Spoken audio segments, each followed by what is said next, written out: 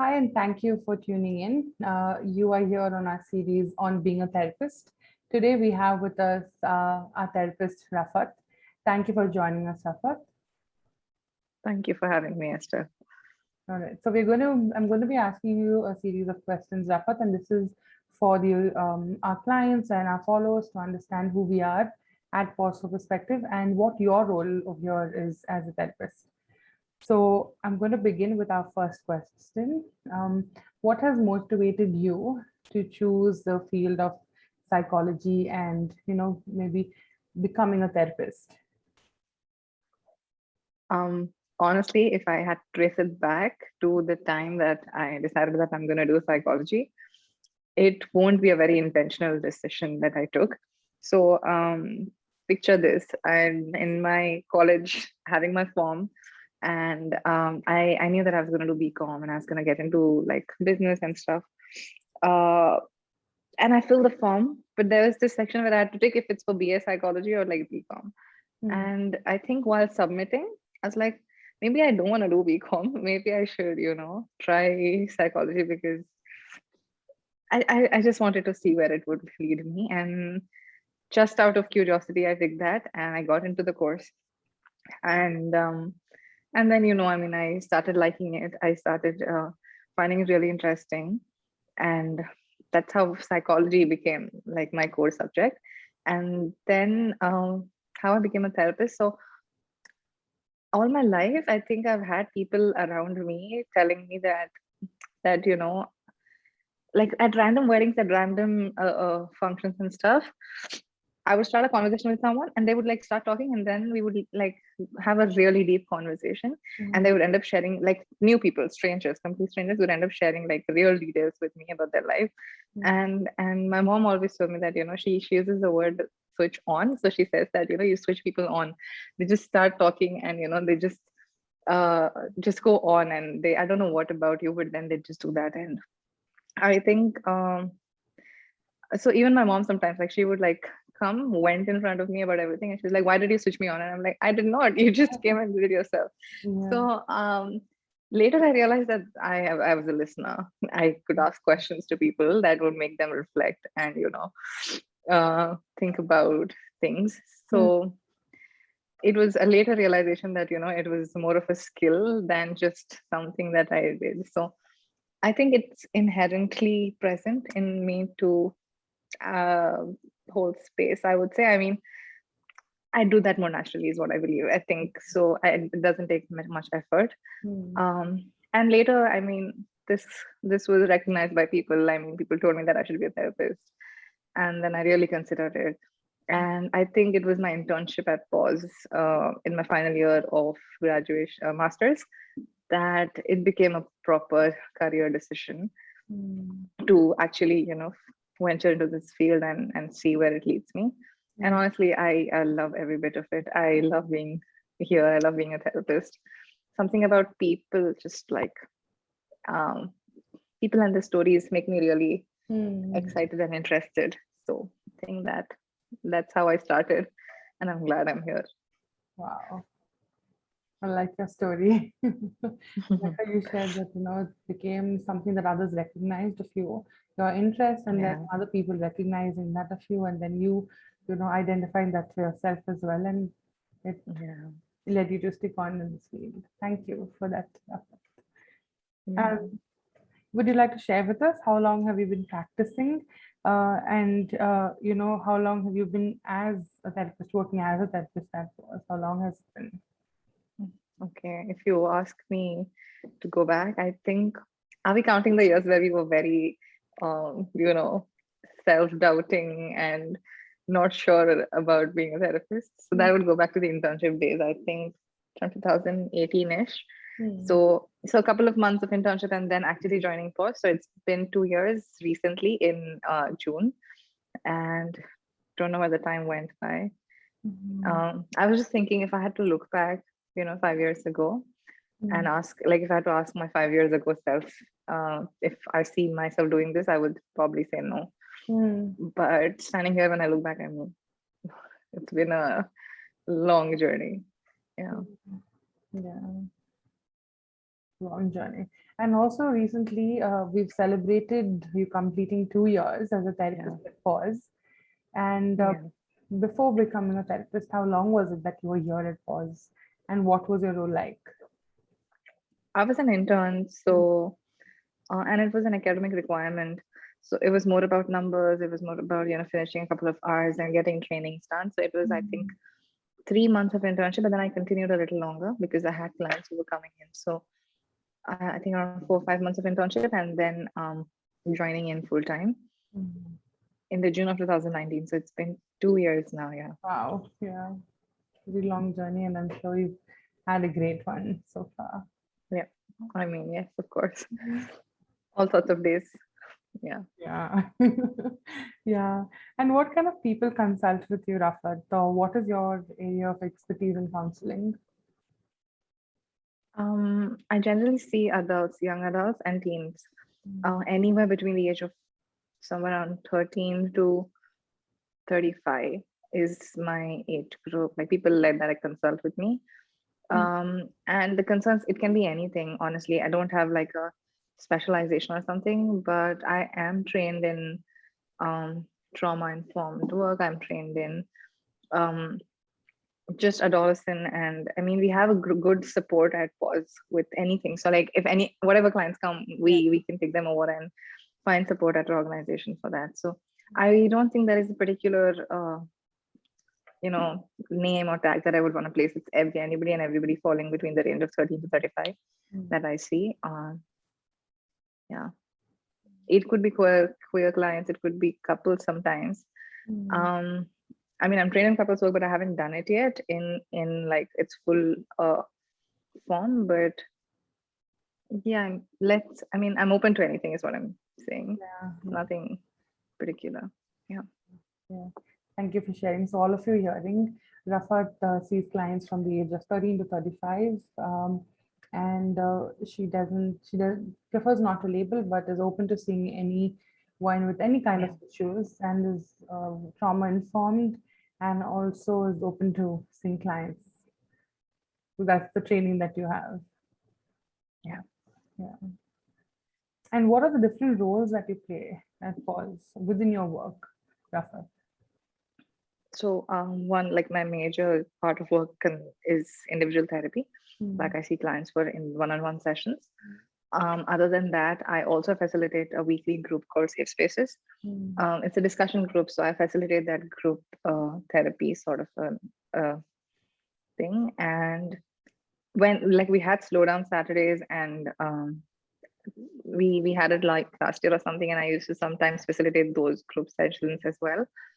Apart from that, we have a social media team called Prasan, and I'm a part of that team. So the content that goes on Instagram, Twitter, Facebook, and all is kind of created by the team that I belong to. So I come up with ideas. We make posters. It's a team effort. So that, and yeah, I think that's what I do. Yeah, yeah. Nice to know that you are with Pause is not just in individual therapy, but you hold space for various groups and the different kind of work Yeah. that you do with safe I space. think before the pandemic, we had a lot of workshops that we did, Mm. especially for students. So I was part of this project called the Live, Love, Laugh Foundation's. Uh, it was in a mental health awareness program that we did among school students. So we did that, and we did awareness programs in hospitals. So I Mm. would facilitate those sessions as well. But that was before the pandemic. But we did it over the internet for Mm. some time, even during the pandemic. But yeah, I'm not doing it actively currently. Mm. So Yeah. it seems like you started off as a therapist, but you started getting involved in other things as well, Yeah. like facilitating groups, teaching, or conducting these workshops, programs for Yeah. people outside of Pause as well. Hmm. Mm. And we are almost towards the end of our little interview here, Rafat. What I feel like I don't want this to end, but yeah, the last question, and one of my favorite questions on being a therapist. Could you please Hmm. um, share with us what it means for you to be one? Hmm. I don't think I can put that in a line. Mhm. But if you ask me what it means to be a therapist, I think for me personally, it gives me a sense of purpose. I'm a very existential person. Mm, I get really carried away with these thoughts of, what's the point? What's the meaning of all of this? mm, And my work kind of grounds me. Seeing people gives my life meaning. And then in turn helping them makes me feel like I'm giving back something. mm, And uh, and that in itself is so fulfilling. I think if I had to, in one of my conversations with my colleagues, we were talking about how our job is so selfishly selfless. Like mm, it's selfless in a way, but then it's so selfish in terms of how I get so much pleasure out of it. mm, I mean, definitely people feel great, or people feel good after having sessions and coming to therapy. But I feel I resonate that good feeling that they leave the room with. mm. Honestly, some of the days when personal life is not that on its best days, Yeah, um, seeing that one person smile and leave the room is what just makes everything worth it. yeah. um, there were times when I was on breaks for I think a couple of months Mm, for various reasons, mm, and I don't know, those months when I wasn't working like full time, it felt like a part of me was kind of taken away from me. A part mm, of my identity was taken away. So the work that I'm doing adds to who I am, adds to the person I am, and I think it also means to me like holding people's lives and their secrets and their stories and their dreams and their hopes, and it's a place of honor that I feel that I'm able to be that person for this other person, where I'm holding their uh, and some of the people like for some of the people it's only us whom they're sharing their lives with. So yeah, to witness that, I think yeah, I love it. I don't know if I was able to actually do justice to what I feel, but I tried. yeah, But it means a lot mm, to do what I'm doing. yeah. Yeah. Mm. That makes sense. I totally understand what you're trying to say. And Yeah. yeah, it seems like it has a lot of meaning to your life, and you love the work you do. Like Mm-hmm. being this person who's listening to their stories, and sometimes they're not sharing all of these stories with everyone else, but just with you. Mm-hmm. And that the pleasure Yeah. of being able to be that person to witness Yeah. change and their experiences from their stories really Mm-hmm. um, Yeah. makes you feel good, makes Yeah. you feel nice, and you love your job. Yeah, yeah. Yeah. Yeah. And Rahmat, what if there would be anything that you could contribute to or bring change to, in the field of mental health? What would it be? This is a difficult one. A Mm, lot of things, but I think two things that are standing out for me is one is definitely um, I don't know, we are not united. I feel like mental health professionals, and there's when I say we are not united, I mean that everybody's doing their own thing, mm, and I feel that there needs to be a coming together of the forces. Like there's so much. Oh, I don't know. I feel like we need to. I don't know if I'm making sense, but I just feel like there's so much potential and power in being a mental health professional, yeah, and it's not being one acknowledged or appreciated by the world because there's no awareness. So one, definitely another thing that I was talking about was awareness. Like I would want people to just normalize mental health concerns, just come to therapy as they would go to any other mm, uh, you know doctor or person whom they want to seek help from. And on the other hand, in terms of in mental health world, some sort of unity, some sort of coming together mm, uh, that would help us learn from each other and just strengthen the field. And it already is building. I'm not saying it's not. Mm. It's just that I feel like everybody is kind of too focused on their own. Mm. Uh, I feel there should be some coming together. I don't know if I'm able to put this in because I think it's the first time I'm thinking about it as well.